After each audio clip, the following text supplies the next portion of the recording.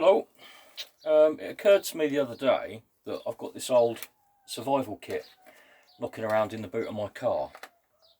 And I've not had the car for 10 years, but I've probably not looked in this for 10 years. And it was probably about 15 or something years ago that I put it together. So just out of interest, I'm going to open it up and have a look and see how I fared at putting survival kits together 15 years ago. I think it's a saddlebag or an under saddlebag for a bike. I've never used it for that. But on the outside, there's a good few metres of not paracord. It's almost paracord. There's a pound shop compass, which does work. I've tried it out next to my decent compass that is a nice one. It is accurate. Now in here I've got a survival tin plus a few other bits and pieces, because you can squeeze quite a lot in there. So let's have a look. Right, side pocket.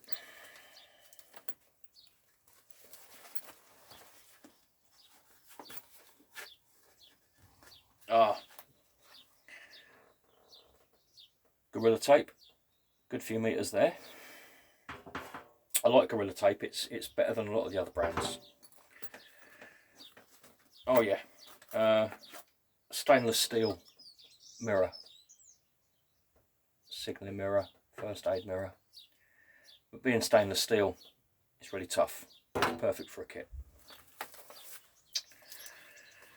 Let's see. Okay, the bag's open.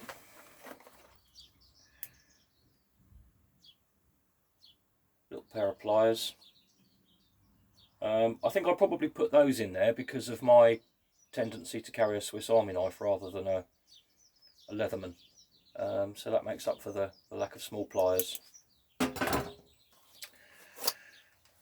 A pound shop torch. This is one thing that's become obvious straight away, is I've got a lot of pound shop stuff which I probably wouldn't use now. Does it work? Yes, it does. Okay, yeah, but anyway, there are far better torches to be had. I'm surprised that still works. Yeah, okay. Here's the tin, but we'll come back to the tin in a second.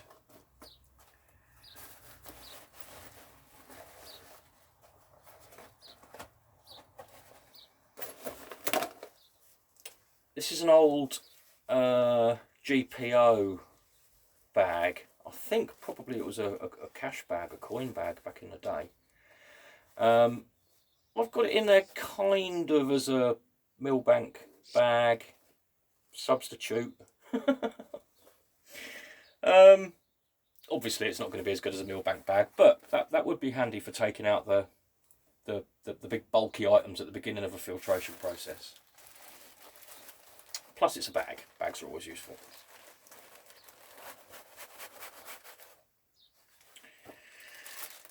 Okay. We've got 1, 2, 3, 4 of those useful-ish thermal foil blanket things. They're cheap ones. A handful of thick Ziploc bags, handy for all sorts of things, including collecting water, blah blah blah. I've got some coffee filters, coffee filter papers, handy to use after the first stage of filtration with the cotton bag. And that, I'm not going to open it.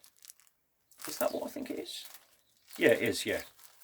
I'm not going to open it because I don't want to have to unfold it. What it is, it's a really thick, unusually thick foil tray, sort of thing that you get, you know, if you have a cheap wedding reception somewhere and the sandwiches come in on foil trays. It's that sort of thing. I've got it folded up once, because the more you fold and unfold these things, they'll start to lose their rigidity, lose their capability to hold water, you know. So I folded it up once and packed it away. That won't get unfolded again until the day I actually need it.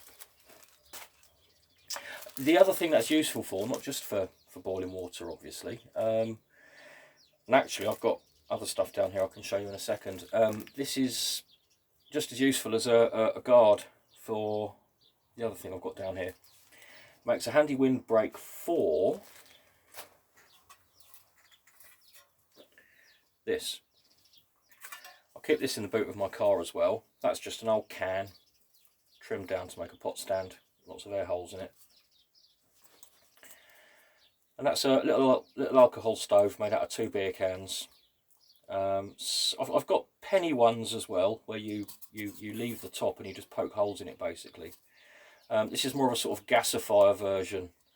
Does seem to last longer than the standard penny stove type one. They're dead easy to make. So those in conjunction with Fireguard, a bottle of meths, and an aluminium pot, and a few old cans of bits and pieces, various stuff. Actually, this one expired in 2017, and it looks to me like that's actually starting to bow a little bit. So I'm going to brave that one later. We'll see if it's lunchable or not. So that's my cooking set that I'll keep in the boot for emergency use only. Right, let's stick those back. Onto the tin.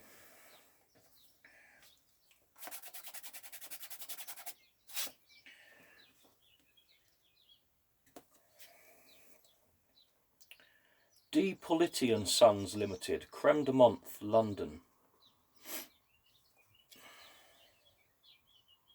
No year on it. Ah, Creme de Menthe Delight, it actually says there. So I'm guessing that's some sort of Turkish delight arrangement that tastes of mint.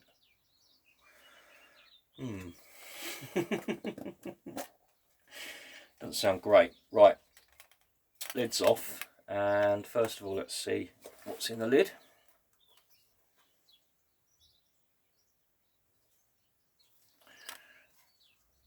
In there, taped inside, at the bottom there's 2 or 3 Stanley blades, a very coarse wood blade for a jigsaw, which it would be easy just to splice a piece of wood or a branch onto as a handle and use in an emergency situation as a little wood saw. There's a large needle, a couple of standard sewing needles, and a razor blade or 2, Wilkinson sword type. I won't unpeel them, they're all held in the lid there. Oh, in the actual tin.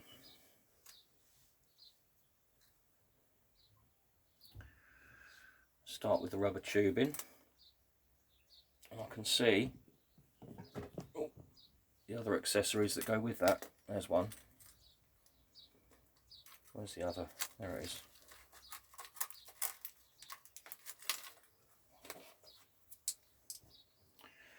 Bit of rubber tubing, very, very, very stretchy and very strong, nice thick stuff.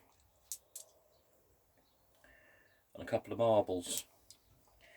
That's the basics for a slingshot, for a catapult.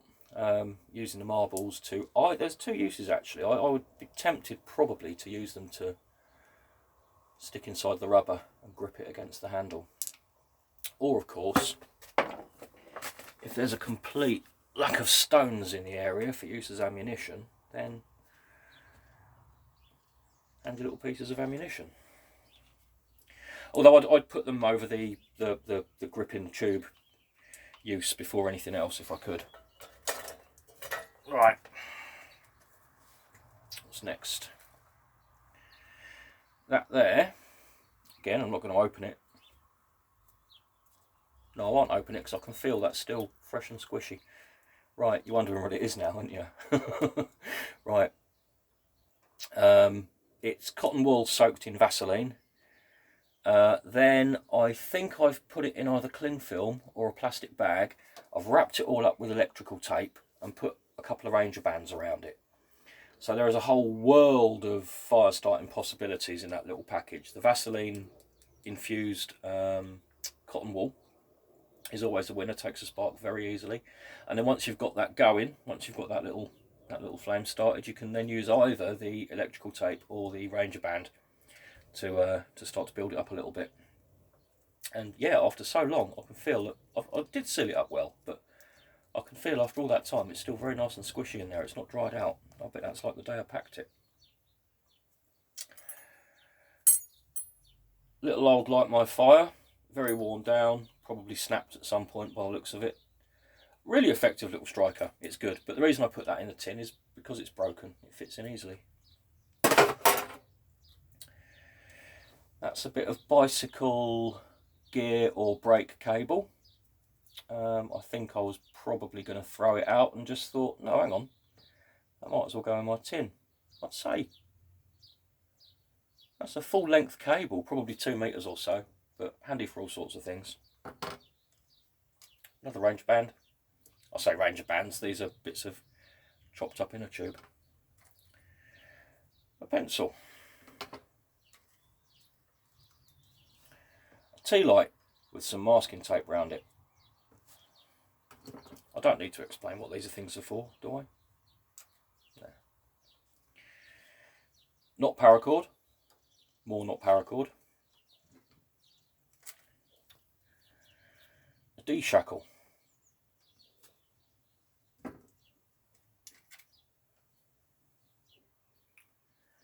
A little plastic net bag, the sort of thing you get. I think that's what the marbles came in actually. Just useful.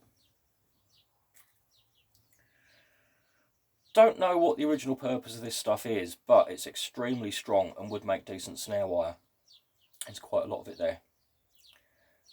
So that's in there as snare wire. Original purpose unascertained. A few nails. Not many people seem to put nails in their kits. I can see nails being extremely useful. There's not many there. 6 nails. Takes up zero space.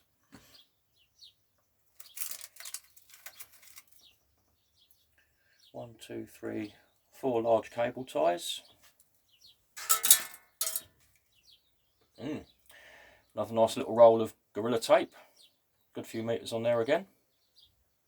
Got lots of stuff here that's good for building a shelter of some sort. Jute twine. Handy as twine. Brilliant for taking a spark.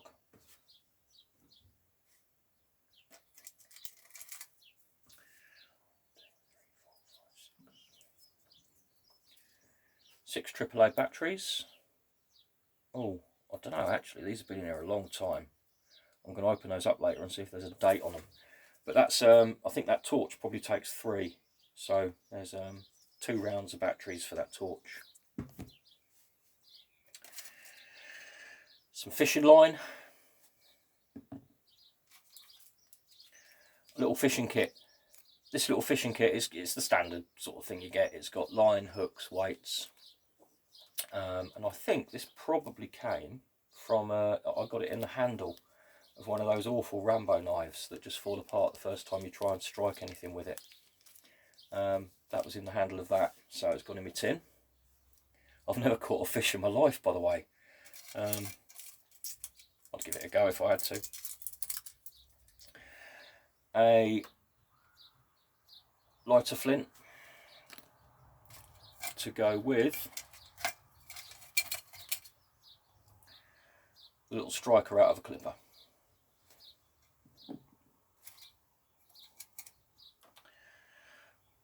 Did a little eyelet screw. Useful for all sorts of things again, but I had that in there particularly in mind of making a fishing rod. You screw that into the end of your stick to hold the line for you. 2 plasters.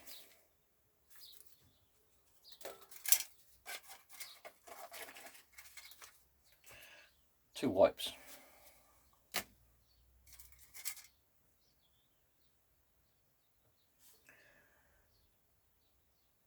It's very strong sewing thread, much stronger than your average cotton thread. It's not quite bank line or anything like that, but it's very strong, tough stuff. Wrapped around a match and held in place with more electrical tape. Safety pins. And a few pieces of note paper.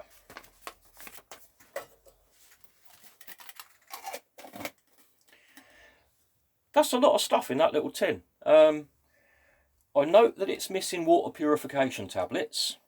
I think they were in there at one time, so I don't know what's happened to them. They're not, I don't know, anyway. Don't know what's happened to them. And there's a notable lack of a knife. Now that's intentional, because I've always got my Victorinox, at minimum, I've always got my Victorinox in my pocket and my Leatherman Micro on my keys. Inside the lid there are various blade options, should I wish to fashion a handle for them. So, not too bothered about that. I don't think a knife's really necessary in that tin. Yeah, seems alright. I was wondering what I'd find after all this time, to be honest. I was wondering if it'd be a bit of a mess of a tin, but no, it was not too bad. I think those things are all usable. Yeah, okay, right. That's that.